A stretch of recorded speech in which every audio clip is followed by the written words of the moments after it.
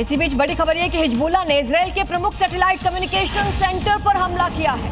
एला वैली में मौजूद सैटेलाइट कम्युनिकेशन सेंटर को निशाना बनाया गया है और लॉन्ग रेंज यानी कि लंबी दूरी की नस्र 2 गाइडेड रॉकेट मिसाइल से इसे अटैक किया गया है। यह अटैक एला वैली में किया गया है और वहां पर मौजूद कम्युनिकेशन सेंटर पर यह अटैक किया गया है। दावा है कि इस हमले में हिजबुल्लाह ने अपने सबसे घातक नासर 2 लंबी दूरी के गाइडेड रॉकेटों का इस्तेमाल किया है। हिजबुल्लाह के इस हमले ने इजरायली डिफेंस को सख्ते में डाल दिया। लेबनान की सरहद से दागे गए 302 मिलीमीटर के नासर 2 गाइडेड रॉकेटों ने सीधे एला घाटी के उस रणनीतिक केंद्र को हिट किया है जहां से इजरायल का सैटेलाइट नेटवर्क कंट्रोल होता है। एला घाटी के सैटेलाइट कम्युनिकेशन सेंटर पर हमले का विस्फोट इतना जबरदस्त था कि इसकी गूंज दूर तक सुनाई दी।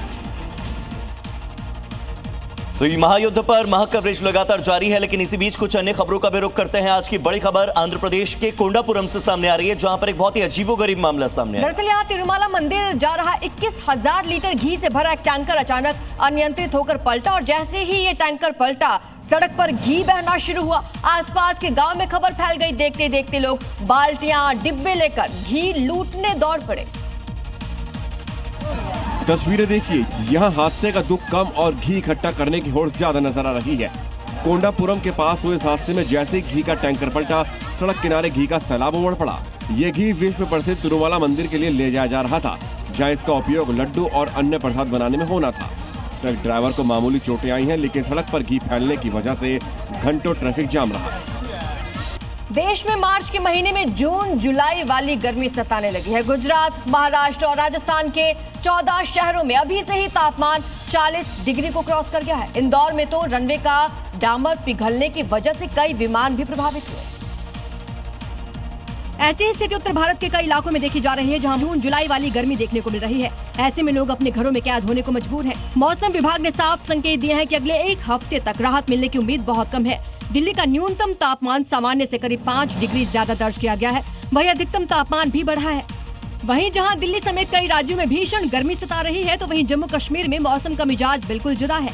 यहां बर्फबारी की आशंका जताई जा रही है। मौसम विभाग ने जम्मू कश्मीर के कई इलाकों में बारिश और बर्फबारी का अलर्ट जारी कर दिया है। IMD के अनुसार आसमान साफ रहने, हवा में नमी कम होने और पश्चिमी हवाओं के कमजोर पड़ने के कारण गर्मी का असर बढ़ रहा है।